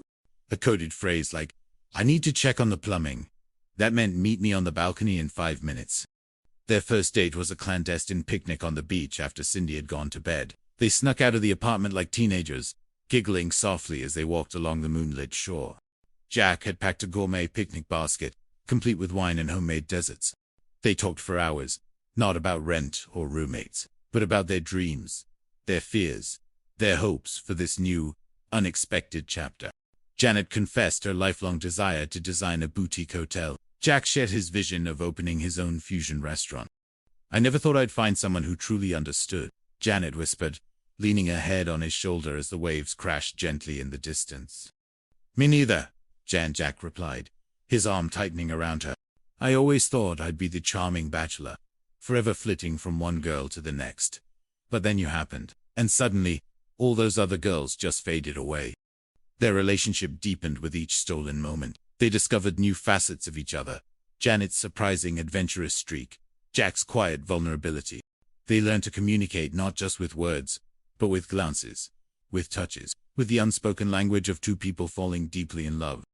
But secrets, especially in a small apartment, have a way of revealing themselves. Larry Dallas, their resident, snoop and self-proclaimed relationship expert, was always on the lookout for drama. He noticed the subtle changes, the way Jack and Janet seemed to glow, the way their eyes always found each other, the new, almost palpable, warmth that permeated their apartment. One afternoon, Larry decided to launch an investigation. He knocked on their door, ostensibly to borrow a cup of sugar, but his eyes were darting around, searching for clues. "Hey, kids," he drawled, his gaze lingering on a vase of fresh flowers on the table. A gift from Jack to Janet. "Nice flowers. Special occasion." "Just brightening up the place, Larry," Janet replied, a little too quickly, a blush rising on her cheeks.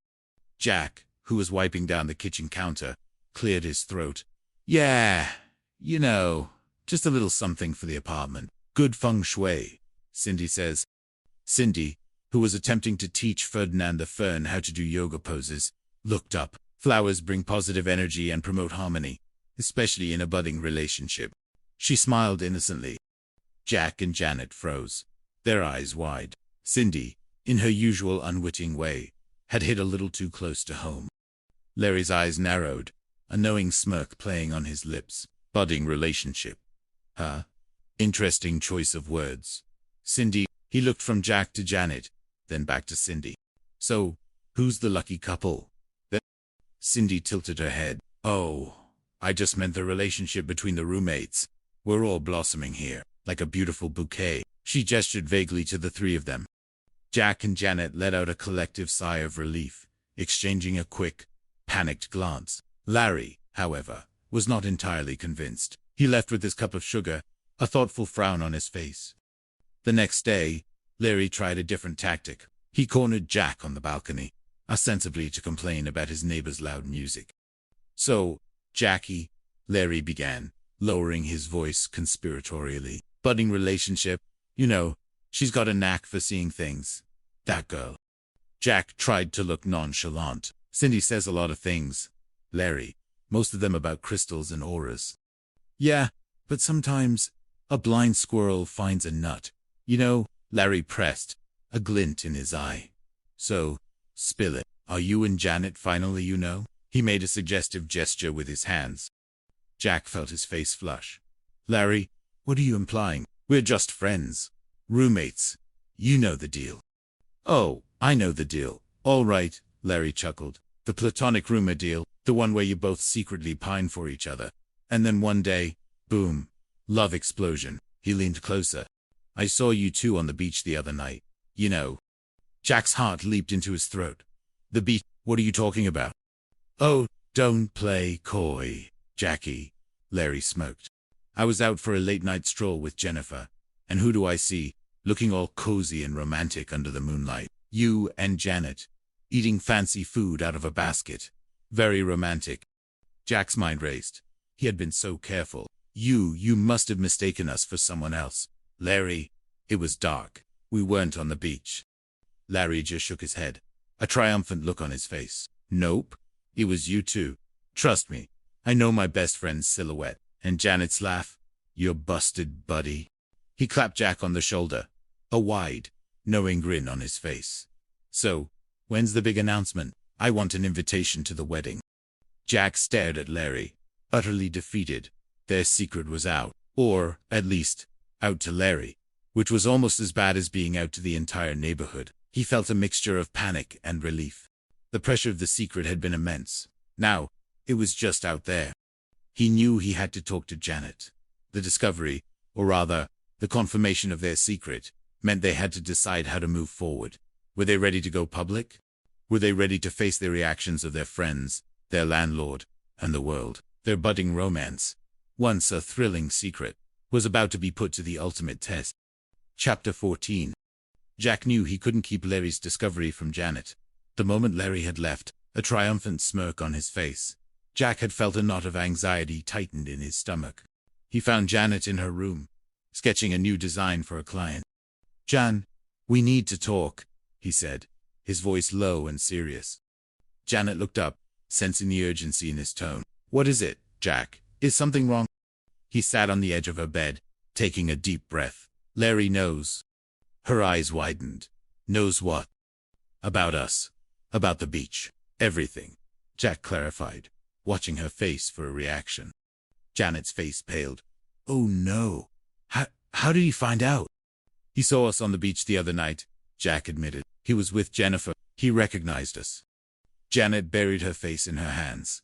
"I knew this would happen. I knew we couldn't keep it a secret forever." "Oh, Jack, what are we going to do?" "I don't know," Jack confessed, running a hand through his hair. "But we have to decide how to handle this. Do we deny it? Do we come clean? What about Mr. Furley? What about Cindy?" "Mr. Furley will have a fit," Janet predicted, lifting her head, her eyes filled with worry. "He barely tolerates us as platonic roommates. Imagine 2 men and a woman living together, and 2 of them are romantically involved. He'll evict us for sure." "He can't. Not now that we're paying the rent on time," Jack argued, though a seed of doubt lingered. Mr. Furley had a very specific, old-fashioned moral code. "He'll find a way," Janet insisted. "And Cindy, how will she react? She's so innocent, so trusting. I don't want to hurt her, or make her feel uncomfortable." "We'll talk to her," Jack said, trying to sound confident. "We'll explain. She's smart, in her own way. She understands." But the fear was palpable. Their carefully constructed world, their safe haven, felt precarious once more. They had found love in the most unexpected of places, but now that love threatened to disrupt everything they had built, they decided to face it head. The next evening, after dinner, they gathered Cindy in the living room. Cindy, sensing the serious atmosphere, sat down, clutching her pet fern. "Cindy," Jeanette began, her voice gentle. "Jack and I have something important to tell you." Cindy's eyes widened. "Oh, is it about my aura? Did it finally reach enlightenment?" Jack chuckled, a nervous sound. "Not exactly, Cindy. It's about us." He looked at Janet, who gave him a reassuring nod. "Janet and I, we're more than just friends. We're in love." Cindy stared at them, her mouth slightly agape. She looked from Jack to Janet, then back to Ferdinand. A long silence stretched, filled with a nervous thumping of Jack and Janet's hearts. Then, a slow smile spread across Cindy's face. "Oh, I knew it. My crystals were vibrating with romantic energy, and Larry told me. He said you two had a love explosion." Jack and Janet exchanged a look of bewildered relief. Cindy wasn't upset. She was happy. You're not mad?" Janet asked, cautiously. "Mad? Why would I be mad?" Cindy exclaimed, her eyes shining. "This is wonderful. You two are perfect together. It's like the stars aligned. A Virgo and a chef. It's a cosmic connection." Jack laughed, a genuine, relieved sound. "Thanks, Cindy. That means a lot." "So, does this mean you'll be kissing each other goodnight now?" Cindy asked, her eyes sparkling with curiosity. Janet blushed, but smiled. "Maybe." "Oh, this is so romantic," Cindy gushed. "It's like a movie. I'll be the best maid of honor." Their relief was immense. Cindy's acceptance, her genuine joy, lifted a huge weight off their shoulders. Now, only Mr. Furley remained. The landlord, however, proved to be a far greater challenge. Larry, unable to keep a secret, had already spread the news. Mr. Furley arrived at the apartment the next morning, his face a mask of outrage, his bowler hat askew. "Jack, Janet, what is this I hear?" he boomed, striding into the living room. "Larry Dallas tells me you two are romantically involved." He looked utterly horrified, as if they had confessed to a heinous crime. "Mr. Furley, please, let us explain," Janet began, stepping forward. Explain what? Explain how you're violating every moral code in my rule book. A man and a woman, living together. And now they're in love. It's scandalous. It's indecent. It's Three's Company, but not the kind I approve of. He threw his hands up in exasperation. Mr. Furley, we're not doing anything wrong, Jack insisted, trying to remain calm. We're two consenting adults who happen to care about each other very much, and we're still paying the rent on time. That's not the point, Mr. Furley sputtered. The point is, this is an establishment of decency, a respectable building. What will the neighbors think? What will Bart think? He wrung his hands, clearly more concerned with his brother's opinion than anything else. The neighbors already know, Mr. Furley, Cindy piped up. Ever helpful, Larry told everyone, and Mrs. Roper from down the hall said it was about time. Mr. Furley's jaw dropped. Mrs. Roper, that old gossip. He looked from Cindy to Jack and Janet, a defeated slump in his shoulders. This is a nightmare, a moral catastrophe. Mr. Furley, Janet said, her voice firm but gentle. We understand your concerns, but this is our home, and we're not going anywhere. We love each other, and we respect each other, and we're still going to be the best tenants you've ever had. Jack stepped forward, putting an arm around Janet. She's right, Mr. Furley. We're not asking for your approval, just your understanding, and if you can't give us that, then we'll find somewhere else to live. The words were brave, but a tremor of fear ran through him. They had fought so hard for this apartment, for this home. Mr. Furley stared at them, seeing the unwavering resolve in their eyes, the genuine affection between them. He sighed, a long, drawn-out sound of resignation. He was a man of rules and propriety, but he also had a soft spot for his tenants, despite his bluster, and he knew, deep down, that they were good kids. All right, he grumbled, running a hand over his toupee. But I don't want any hanky-panky in the hallways, and no public displays of affection in the lobby, and for heaven's sake, keep it down. What will Bart say if he finds out? He shook his head, still muttering about the moral fabric of society, but a grudging acceptance was evident in his tone. Jack and Janet exchanged a relieved smile. They had faced the storm, and their love had weathered it. The apartment was still theirs, their home, and now it was also the sanctuary of their openly declared love. The unveiling had been tumultuous, but ultimately it had brought them closer, solidifying their bond and setting them on a new path. Together. Chapter 15. The Dance of Two Hearts. Life in the apartment, now openly acknowledged as a love nest, settled into a new, exhilarating rhythm. Jack and Janet's relationship blossomed, each day revealing new layers of affection, understanding, and shared joy.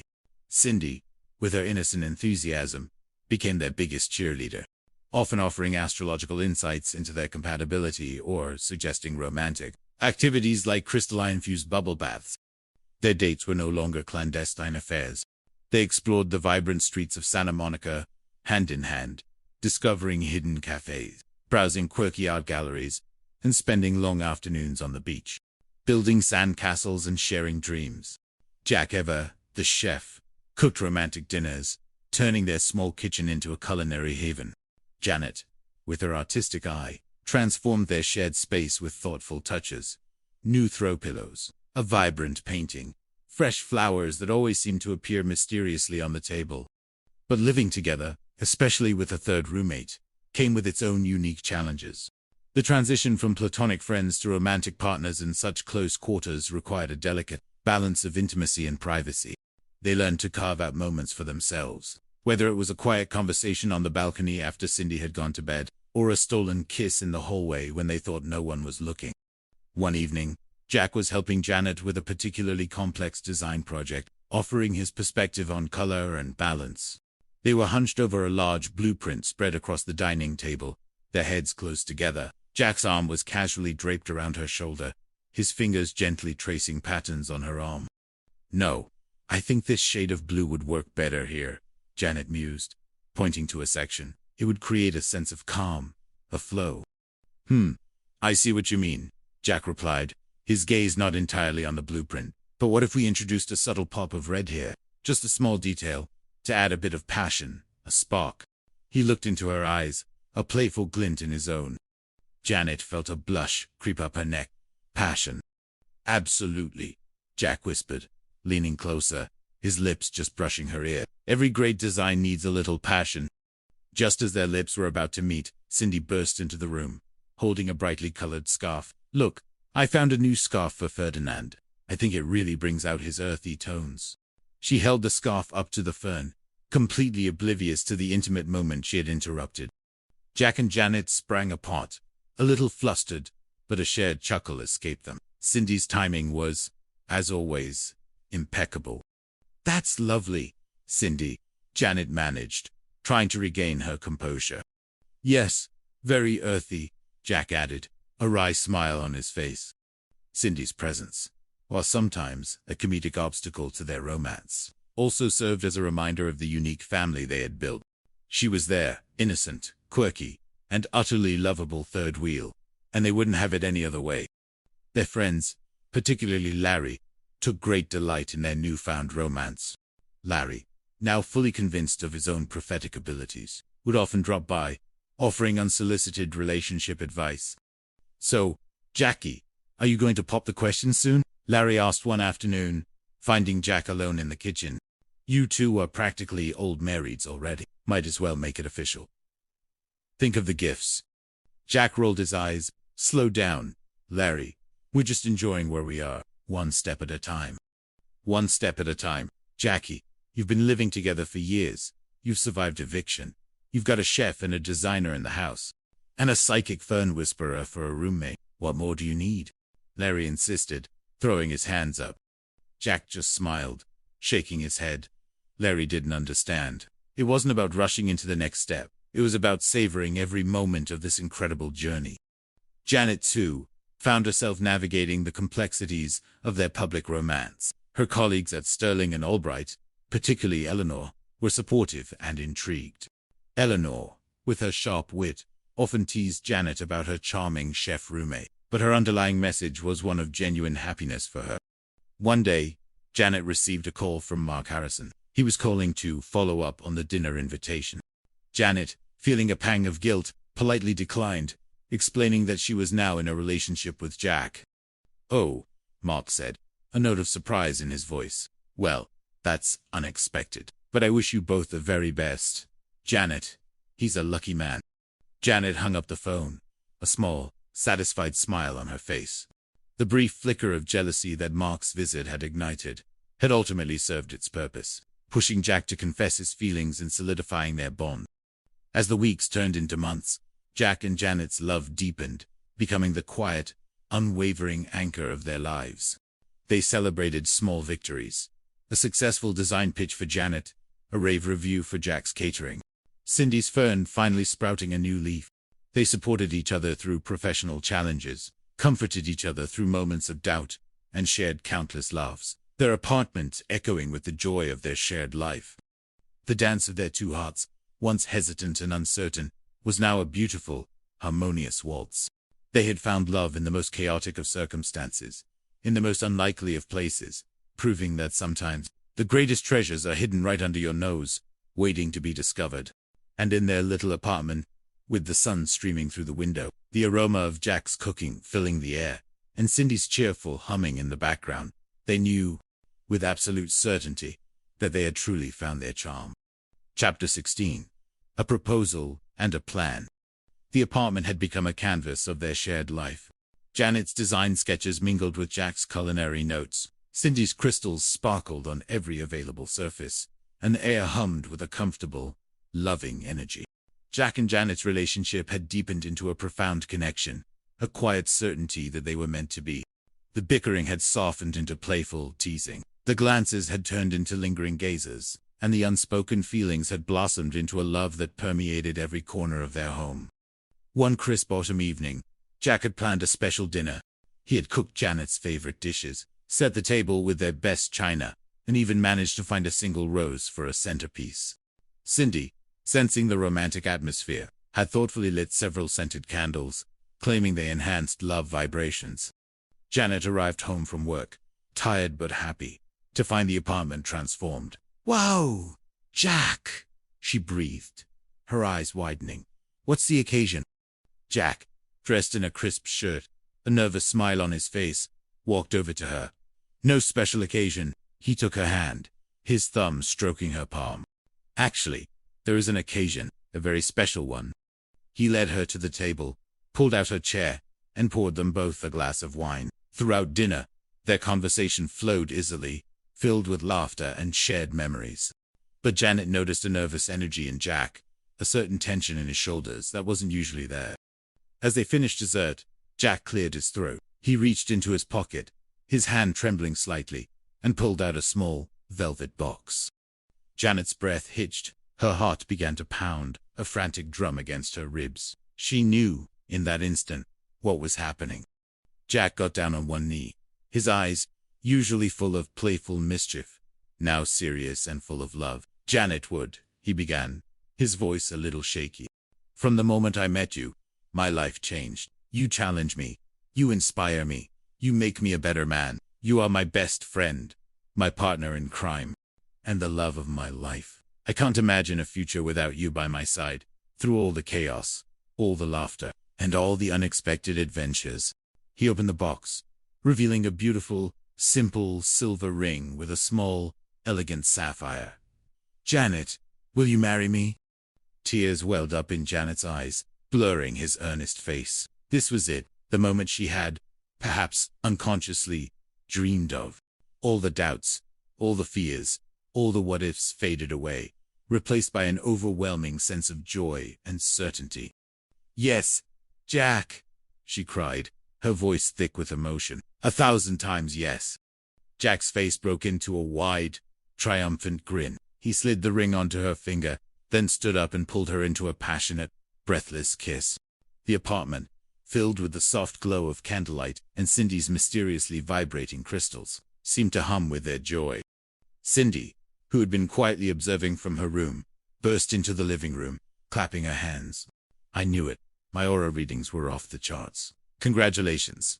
This is the most romantic thing ever. I'm going to be the maid of honor, right?"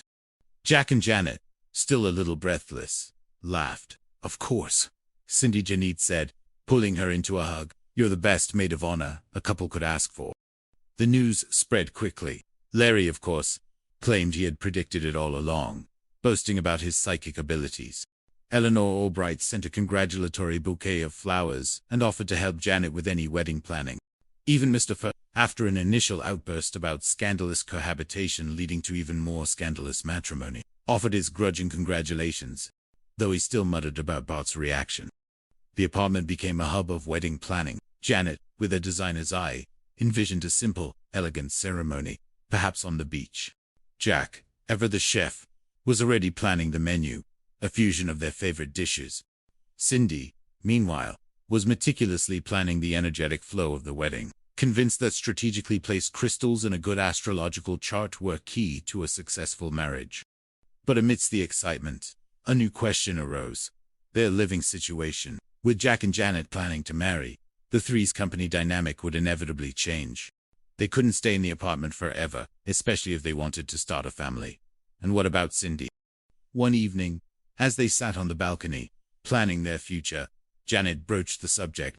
"Jack, what about the apartment? And Cindy, we can't stay here forever. Not after we're married. We'll need our own place." Jack sighed, gazing at the city lights. "I know, Jan. It's a tough one. This apartment, it's been our home. And Cindy, she's like family." "She is family," Janet agreed. "But we need to think about our future, our own space. And Cindy needs her own independence too. She's really grown since she moved in here." They talked for hours, weighing their options, considering their dreams. Jack had always envisioned opening his own restaurant, a place where he could truly express his culinary creativity. Janet yearned to expand her design firm, perhaps even opening her own studio. These were big dreams, dreams that would require more space, more resources, and a new chapter away from their beloved apartment. They decided to talk to Cindy. The next day, they sat her down, gently explaining their plans for marriage and their desire to find their own place. Cindy listened, her eyes wide. Ferdinand clutched tightly in her hands. "So, you're leaving?" she asked, a small tremor in her voice. Janet reached out, taking her hand. "Not leaving, Cindy. Starting a new chapter. but we'll always be family. And this apartment, it could be all yours. You've got a great job now. You're independent. You could live here by yourself. Cindy looked around the apartment, her eyes lingering on her crystals, her fern, the familiar furniture. She had come here as Creasy's cousin, a lost soul seeking a new beginning. She had found a home, a family, and her own sense of purpose. The thought of having the apartment all to herself, of truly being independent, was both daunting and exciting. Me, all by myself, she whispered. Then a slow smile spread across her face. With Ferdinand, of course, and all my crystals. Oh, this is a new beginning. Just like my fortune cookie said. She clapped her hands, her usual cheerful optimism returning. I'll make it the most harmonious, energetically balanced apartment in all of Santa Monica. Jack and Janet exchanged a relieved smile. Cindy, in her own unique way, had embraced the change. They had found their love, secured their future, and now, they were helping Cindy find her own independent path. The apartment, which had witnessed so many of their struggles and triumphs, was about to enter a new phase, a testament to the enduring power of family, friendship, and unexpected love. Chapter 17. New Beginnings and Fond Farewells. The next few months were a whirlwind of activity, a joyful chaos of wedding planning, apartment hunting, and the bittersweet preparations for their departure. Jack and Janet, now openly and happily engaged, found immense joy in building their future together. They spent weekends exploring different neighborhoods, envisioning their first home, a space that would be truly theirs. Janet, with her keen eye for design, had countless ideas, while Jack, ever focused on kitchen layouts in proximity to farmers' markets. Their search eventually led them to a charming bungalow in a quiet tree-lined street not far from the beach. It had a small garden, a spacious kitchen perfect for Jack's culinary experiments, and a bright, airy studio space that Janet immediately claimed for her design work. It was perfect. Meanwhile, Cindy, with newfound confidence, began to truly make the apartment her own.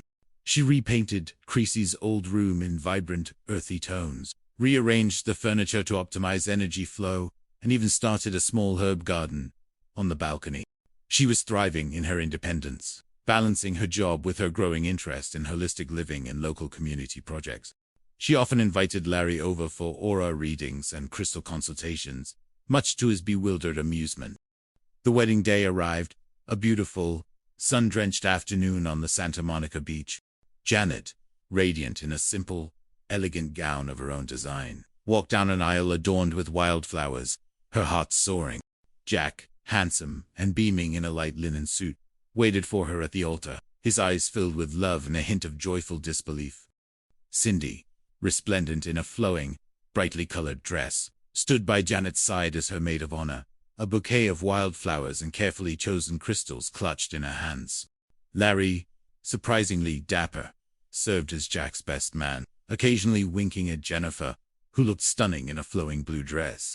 Mr. Furley, in a surprisingly subdued suit, sat in the front row, still muttering about proper decorum, but with a proud, almost paternal gleam in his eye.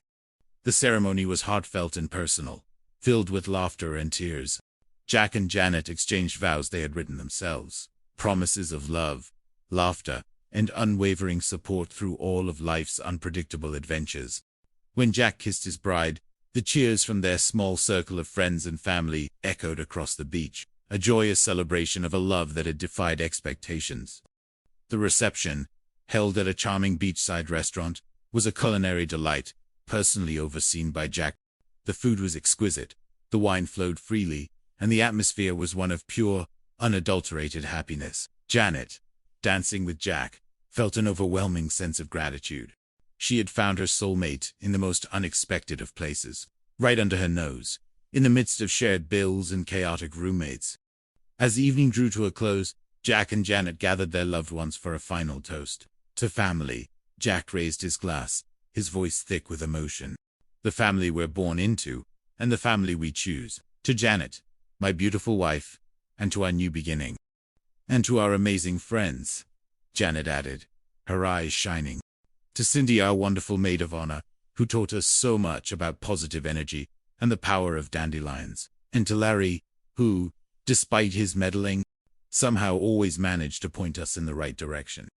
Cindy, beaming, raised her glass to love and to harmonious auras.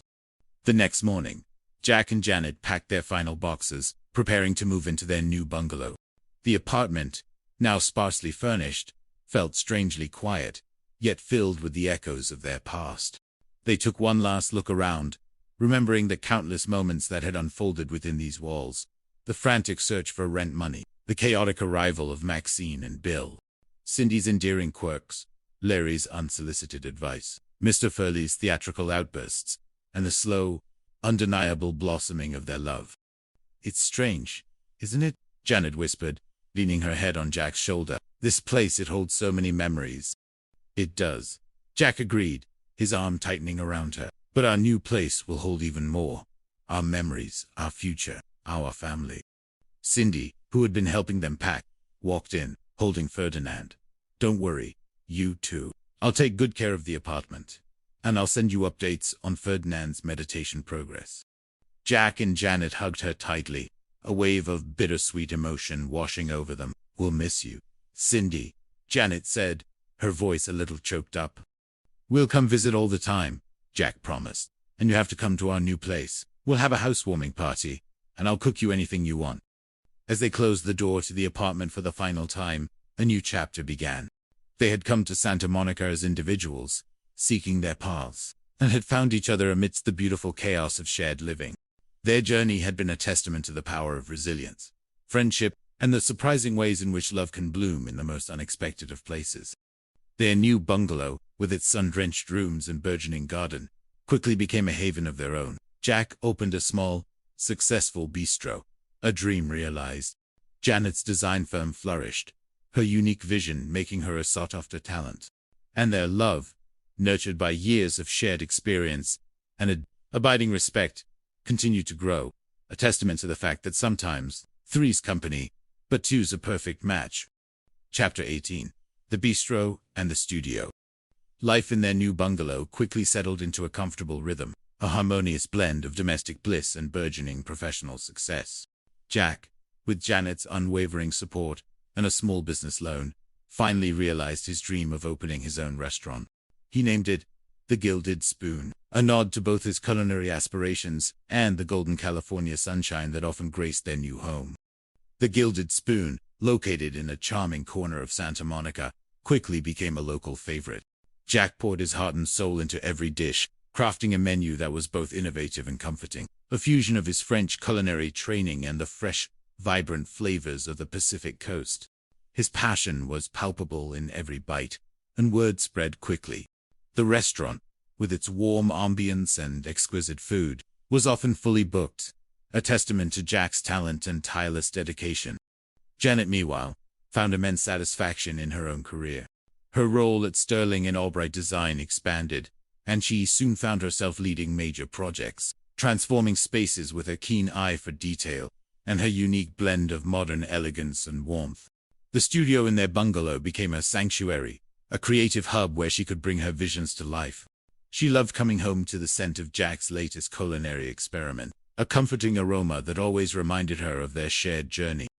Their evenings were a cherished ritual. After long days at their respective careers, they would meet back at the bungalow, sharing stories, laughter, and often a delicious meal prepared by Jack.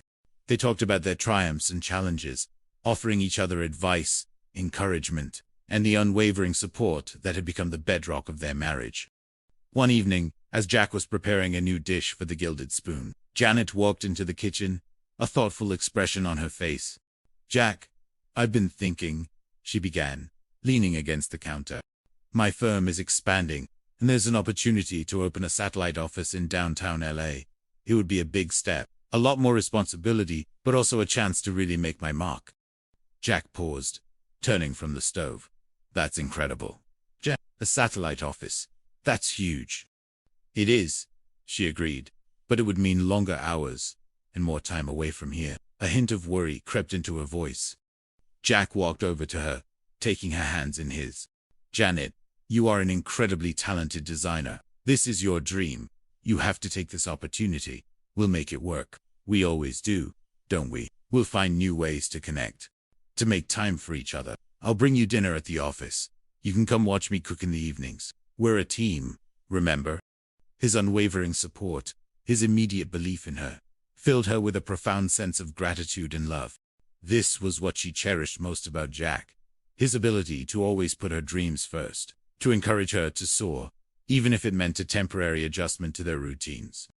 "Thank you, Jack," she said softly, leaning her head on his shoulder. "That means the world to me." "Anything for my brilliant wife," he whispered, kissing the top of her head. "Now, about this new recipe, I need your artistic eye. What do you think about a splash of passion fruit with the seared duck?" Janet laughed, the worry easing from her shoulders. "Passion fruit and duck, only you, Jack. But yes, I think it could be a stroke of genius." Their lives were no longer defined by the shared walls of a small apartment and the constant struggle for rent. They had built a life, a home, and careers that were uniquely theirs, yet deeply intertwined.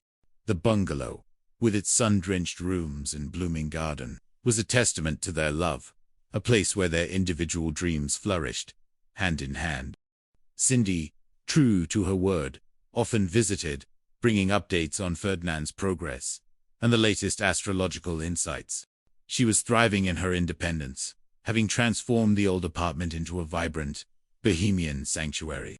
She had even started a small online business selling her handmade crystal jewelry, which, surprisingly, was quite successful. Larry and Jennifer, too, remained a part of their lives, their own relationship having found a comfortable, if still somewhat unpredictable, equilibrium. Larry continued to offer his wisdom, often claiming credit for Jack and Janet's success, while Jennifer, now a successful real estate agent, simply rolled her eyes good. One quiet Sunday morning, as Jack and Janet sat in their garden, sipping coffee and reading the newspaper, Janet leaned over and kissed Jack's cheek. "You know," she said softly, "sometimes I still can't believe how far we've come, from being broke roommates, constantly battling Mr. Furley, to this, to us." Jack smiled, pulling her closer. "Me neither, Jan. But I wouldn't trade a single moment of it. Every struggle, every laugh, every oink oink and meow meow led us right here, to our own little piece of paradise." He looked around their beautiful garden, at the sun shining on the blooming flowers, at the comfortable home they had built together.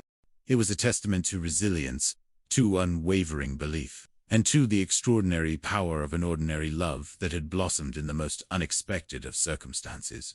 They had found their charm, and it was a charm that would last a lifetime. Chapter 19. Whispers of a Future. The success of the Gilded Spoon and Janet's rising star at Sterling and Albright Design brought a new level of stability and fulfillment to their lives. They had worked hard for this, individually and together, and the fruits of their labor were sweet. Their bungalow, once just a house, had become a true home, filled with warmth, laughter, and the quiet hum of two souls deeply connected. But even amidst their professional triumphs and personal contentment, a new, unspoken longing began to stir. It started subtly, in stolen glances at children playing in the park, in the quiet contemplation of a baby clothing store window, in the tender way Jack would sometimes watch Janet, a thoughtful expression on his face. Janet, too, felt it, a maternal instinct, quiet at first, then growing stronger, a gentle whisper of a future that felt both exhilarating and slightly daunting. They had built a beautiful life for themselves, but now, a new space, a new love, began to beckon. One evening, after a particularly busy week, they were relaxing in their living room, a soft jazz tune playing in the background. Jack was reading a cookbook, and Janet was sketching designs for a new project. The silence between them was comfortable, familiar. "You know," Jack said, without looking up from his book, "Chef Antoine, my old mentor, always said that the greatest creation isn't a perfect dish, but a perfect family." Janet paused her sketching, her pencil hovering over the paper. She looked at Jack, her heart doing a little flutter. Did he now? Jack closed his book, placing it on his lap. He looked at her, his eyes soft and warm. "Yeah." He said that a kitchen is just a room, but a home is where you build a legacy, with people you love. He reached out, taking her hand. "Jan, we have a beautiful home, a wonderful life, and I love you more than words can say." Janet's eyes welled up. She squeezed his hand, her gaze unwavering. "I love you, too, Jack, more than you know. He took a deep breath, his thumb stroking her skin. I've been thinking a lot lately. About our future, our legacy. He looked around their cozy living room, then back at her. What do you think about expanding our company of two? Janet's breath hitched.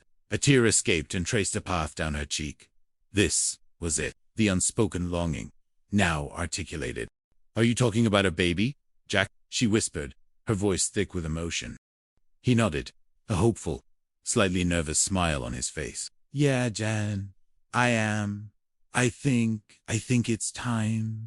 If you want to, of course. Janet didn't hesitate. She threw her arms around him, burying her face in his shoulder.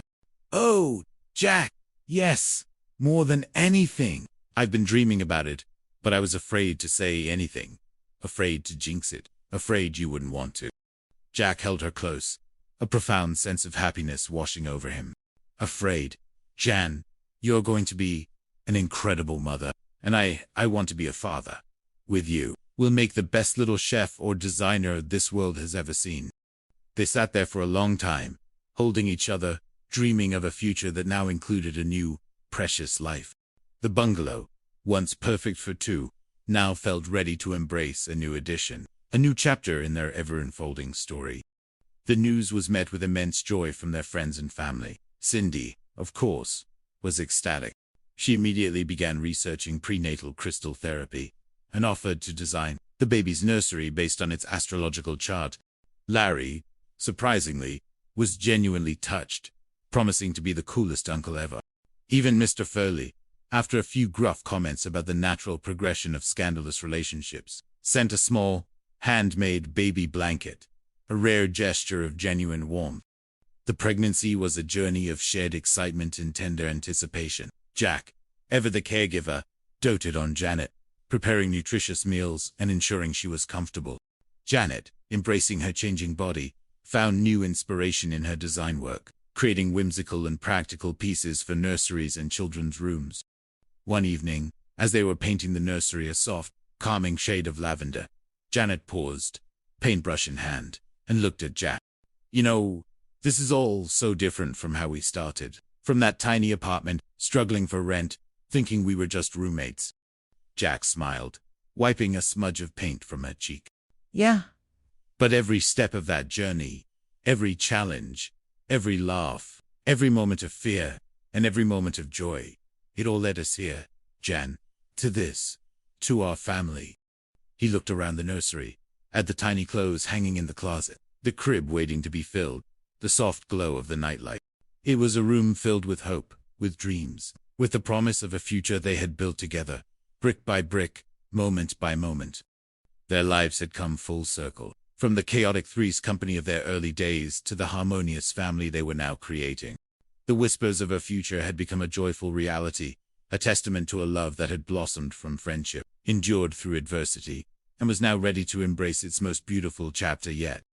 Chapter 20. The Arrival and a Full Circle. The day their baby arrived was, as expected, a beautiful whirlwind of emotions. Jack, usually so composed in the kitchen, was a nervous wreck in the delivery room, alternately holding Janet's hand, offering words of encouragement, and making frantic calls to Cindy and Larry. Janet, with her quiet strength, powered through, her gaze fixed on the ultimate prize. And then, there he was, a tiny, perfect bundle, squalling his way into the world. They named him Daniel, a strong, classic name that felt just right. Holding their son for the first time, Jack and Janet felt a love so profound, so overwhelming, that it transcended all the struggles, all the doubts, all the chaos of their past. This was their legacy, their perfect creation, their family. News of Daniel's arrival brought a fresh wave of joy and celebration.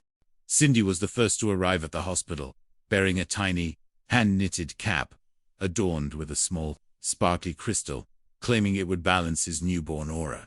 Larry and Jennifer followed, Larry promising to teach Daniel how to play poker as soon as he could hold cards, while Jennifer, ever practical, brought a stack of baby books. Even Mr. Furley sent a congratulatory card, featuring a surprisingly cute drawing of a stork. Life with Daniel was a beautiful, exhausting adventure. Jack, the gourmet chef, found himself mastering the art of carrots and late-night bottle feeding. Janet, the meticulous designer, embraced the beautiful chaos of motherhood, her studio temporarily filled with baby gear. Their bungalow, once a haven for two, was now alive with the joyful sounds of a baby's coos, cries, and gurgles. One afternoon, a few months after Daniel's birth, Jack and Janet were sitting in their living room, Daniel asleep in his crib nearby. The sun streamed through the window, illuminating dust motes dancing in the air, much like it had in their old apartment. But now, the scene was filled with a profound sense of peace and contentment. "Remember that first morning," Janet mused, gazing at Daniel's sleeping form. "The bills, the pawn shop, the fear of losing the apartment." Jack smiled, pulling her closer. "And then Larry, and Maxine, and Bill, and then you, and then Cindy. What a journey. And you, trying to get a loan, saying no questions asked, and then having no collateral," Janet teased, her eyes sparkling. "Hey, I was trying to get us some money," Jack protested, a playful glint in his eye. "And you, with your watch and the new strap." They felt sorry for you. They laughed, remembering the absurdity of it all, the desperate, comical struggles that had ultimately led them to each other, to this moment, to their family. "It's funny, isn't it?" Janet said softly. "All that chaos, all that uncertainty, it all brought us here. To Daniel. To our home. To us." Jack kissed the top of her head. "It was all part of the recipe. Jan, the secret ingredient was always you." Just then, the doorbell chimed.